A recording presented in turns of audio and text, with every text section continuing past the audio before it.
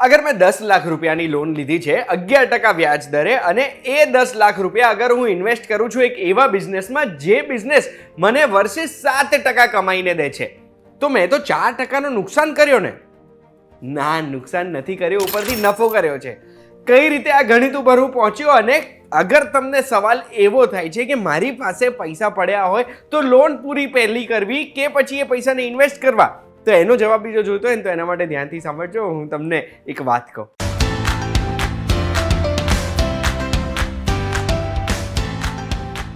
એક વાત કહું, આપનું સ્વાગત છે. મારું નામ છે ગુંજ ઠક્કર.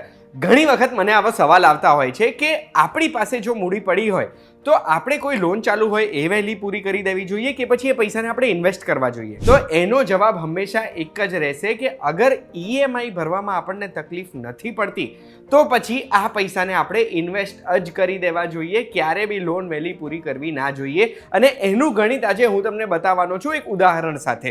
આ ઉદાહરણ એક એક્ઝામ્પલ આપવા માટે છે, તમને સમજવા માટે છે, એટલે બહુ જ ડિટેલમાં તમે ના જતા, બસ ખાલી હું ગણિત સમજાવવા માંગુ છું. ગણિત શું છે જે મેં તમને સ્ટાર્ટિંગમાં કીધું એ રીતે માની લો 10 લાખ રૂપિયાની લોન આપણે 11% લીધી છે 3 વર્ષ માટે, તો લગભગ 32-33 હજાર રૂપિયાનો આપણો દર મહિનાનો હફતો આવશે આ લોન ચૂકવવા માટે.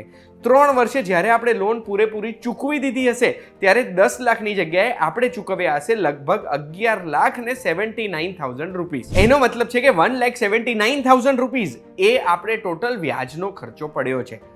એની સામે આ જ 10 લાખ રૂપિયા માની લો કશે જ નહીં ને એફડીમાં આપણે મૂક્યા છે અને એ એફડી આપણને 7% જો આપે છે તો એવા સંજોગોમાં 3 વર્ષ પછી આપણી એફડીની કિંમત હશે 12,31,000 રૂપિયા. એનો મતલબ છે કે આપણા 10 લાખ રૂપિયા 2,31,000 રૂપિયા કમાય એટલે આપણો નફો 2,31,000 માઇનસ 1,79,000 એટલે 52,000 રૂપિયાનો થયો. આ કઈ રીતે થયું? બહુ જ સિમ્પલ, પાવર ઓફ કમ્પાઉન્ડિંગ. હા, આ 52,000 જે નફો થયો છે એના ઉપર આપણે ટેક્સ ભરવાનો આવે છે, પણ એ ટેક્સ ને બધા ગણિત હું નથી કરી રહ્યો. હું તમને ખાલી આ ગણિત સમજાવવા માંગુ છું કે આપણે જ્યારે કોઈ પણ પૈસા ઇન્વેસ્ટ કરીએ છીએ એ મૂડી જ્યારે વ્યાજ કમાય છે તો એ વ્યાજ એ મૂડીમાં ઉમેરાય છે અને એના પછી નવું વ્યાજ આપણને વ્યાજ પર પણ મળશે.